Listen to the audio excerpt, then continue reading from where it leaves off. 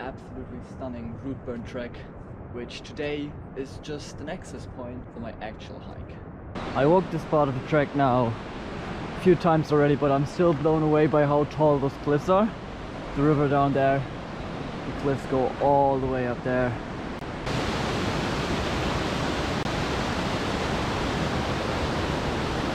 This lookout never fails to amaze me.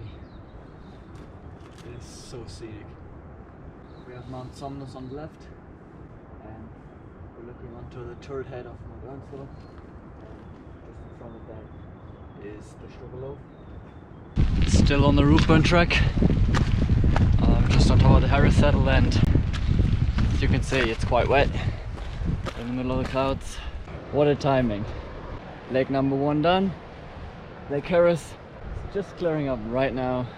It's been pouring for the last hour. We're now looking right into Valley of the Trolls, which I'm gonna traverse, and then up to Lake Wilson, which is just where the waterfalls comes from. So I'm gonna probably stick a little bit to right and go around. Just following this little path that just goes alongside here. Welcome to the Valley of the Trolls. Absolutely fantastic spot, really close to root burn. Not too popular. Just this really nice flat valley surrounded by those steep rock cliffs. The nice and scenic waterfall at the end. But there's lots of flowers here around. Fortunately I can't name them. It smells so nice, it smells so sweet. It smells a lot like spring. This is such a peaceful location, honestly. Like, you feel so sheltered, you have the cleanest water you can get. This is true freedom. True freedom. My feet are completely drenched now from walking through this mud. So it's gonna be fine, it's gonna dry. Got heaps of blue skies. Just gazing back into the Valley of the Trolls. Fantastic place. So I decided to just start making dinner now while it's dry. I'm not gonna make the mistake that I did last time, just exploring shit. And then it started raining and I had neither pitched my tent nor cooked myself dinner, so yeah, it's already 6 anyway, so it's definitely dinner time.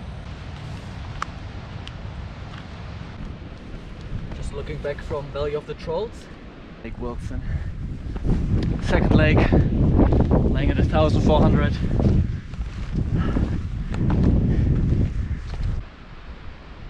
One lake below me, the other lake behind me.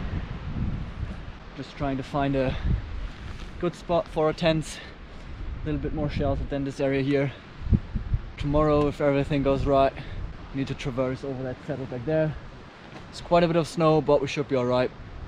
We have all of those bedrock slabs being completely carved out by glaciers.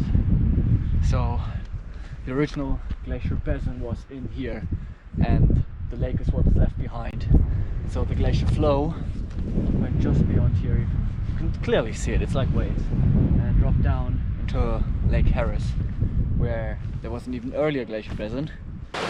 So everything here has been covered with snow until quite recently. You can see like all of those new green things sprouting out here, and just to think that those things have survived a whole winter covered with snow and now blooming, nature's really fascinating.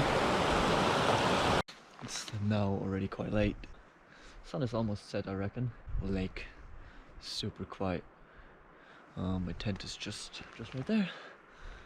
That rock looks absolutely fantastic, how it's just lays on top of this bedrock left behind by the last ice age, and yeah, nobody came up here to move it. They can move it basically. Just the strength of ice and snow that left it there. So it basically rained for the last 10 hours, whatever. It rained throughout the whole night, and we already have 11 o'clock now. So we just wait in our tents for it to clear up, and now hopefully we can traverse further onwards to the next lake.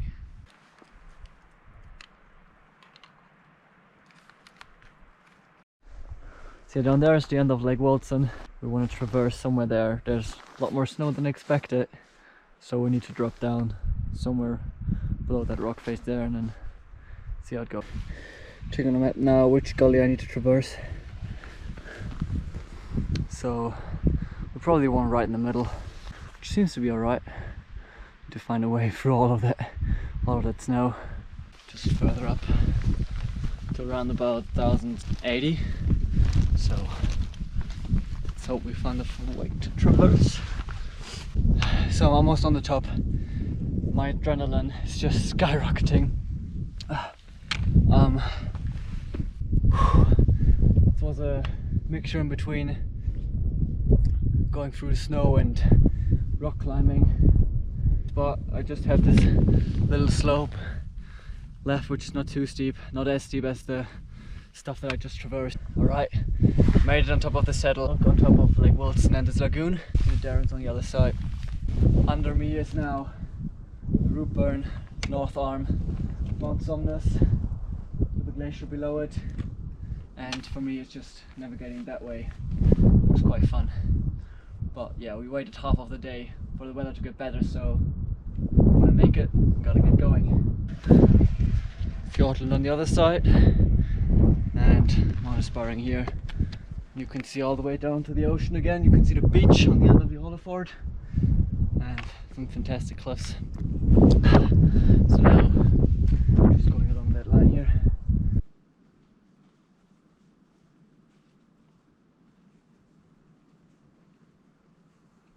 So this right here is the lowest point that I'm going to get today. I'm going to make my way up along that ridge there. So I'm going to have a couple of snacks. It's already 4:30. Still have quite a bit to go actually, but I'm keeping a good pace. Should be doable until Lake Noreen. Hard work. This is the ridge that I came all the way down. I think I got over half now, over half of the distance, so not too bad. Just crossing over from the Rootburn North Arm side to the Holliford side.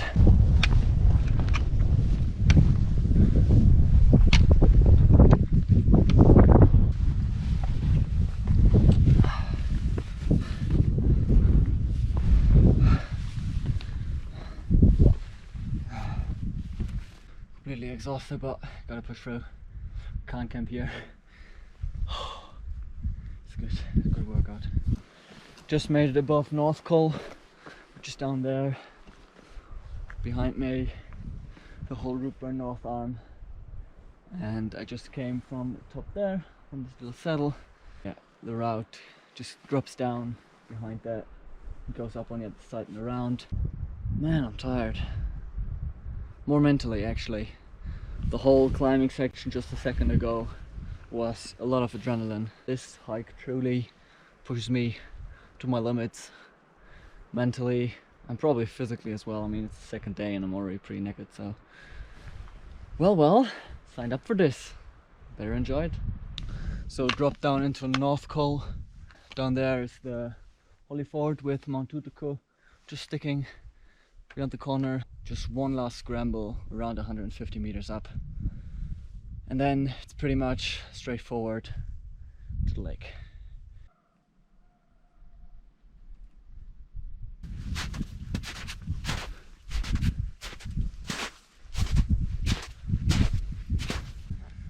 First view on top of the Park Pass Glacier. Right below me is now Lake Noreen, and that'll be the last time I see Mount Tutoko and the Darrens for today. But tomorrow I'll probably see him again. So yeah, now make a quick descent and get my camp set. Now finally above Lake Noreen. But yeah, what an amazing place. Last bit of sun, because I won't get any sun by the time I'm done there. So quiet.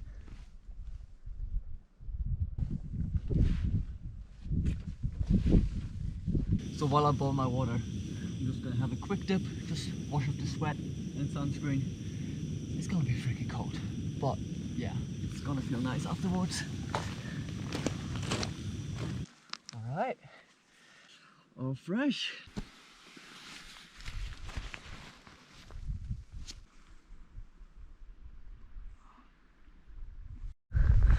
Don't know if you can see it, but there's a double shadow on the rocks from the reflection on the lake. So everything packed up, leaving no trace behind, and off around the lake and up this little bit snowy slope. Hopefully get to Park Pass by early noon.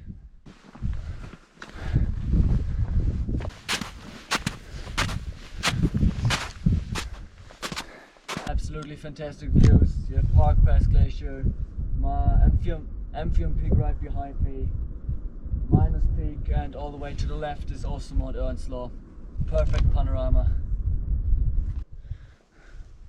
Some Canadian goose.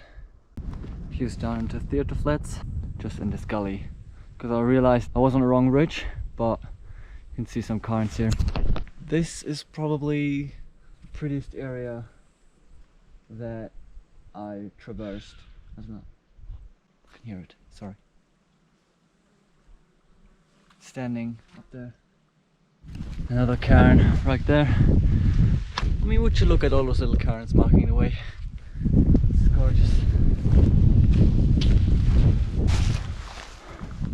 Look what I found.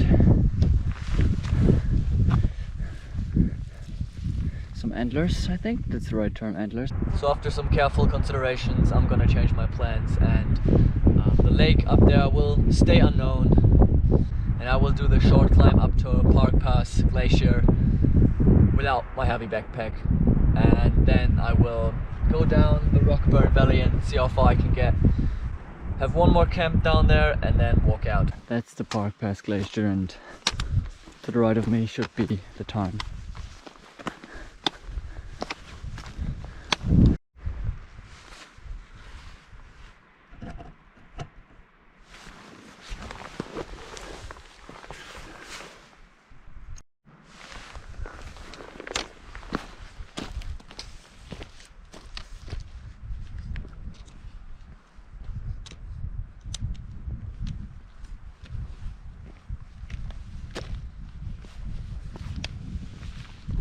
This is the whole ridge that I came down from the middle there all the way down here. I realized I didn't talk much up, but that was probably because I was just lost for word. Like, it was just so dramatic, very, very humbling. So yeah, made it down the slope now, and now I'm gonna get my backpack again and make my way down the Rockburn. Made my way down now from Park Pass just behind me, and just following along the river. You can see just in front of me some kind of natural dam or moraine. It has been breached by the river in a big flood or something. I'm not too sure if this is glacial or just natural rock and earth left behind. This whole valley full of fresh trees. Such a different green than everything else. After 2 days on the mountains, finally back in the forest. Feels surreal. This waterfall comes out of a basin that is called Iceland, which is in between Minus Peak to the right and Amphion Peak to the left. Brrr. Gets a little bit cold on the feet after a while. The left waterfall is coming down from Lake Marine, and the right one from the other town I crossed this morning. Did this little detour to a lookout point, looking towards Park Pass. Oh, finally arrived on the Theatre Flats, and the last part completely pushed me to my physical limits. Can't walk anymore. Just gonna find a nice spot for camping. Looking at those dark clouds, I think I made the right decision to come down instead of going up there. So yeah, last night, and my mattress has a hole right here. Need to fix that once I'm home, but this night it's gonna be a bit of a hard one. Unfortunately, the grass is pretty soft here. And I'm not alone in my misery. Just talked to a guy he lost his 10 poles somewhere along the way. Oh man, this place.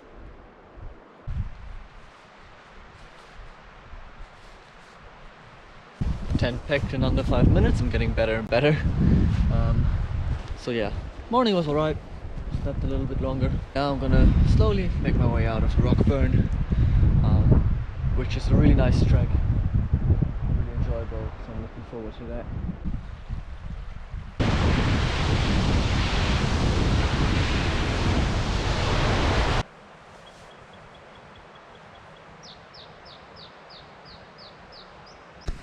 Perfect example for a bloody backcountry trek. Climb over all those trees. Heaps of fun.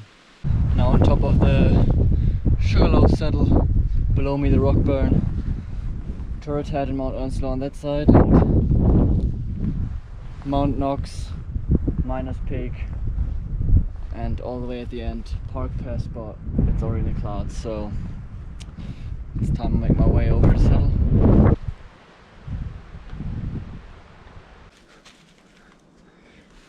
Do a little work where I can, pointing upwards.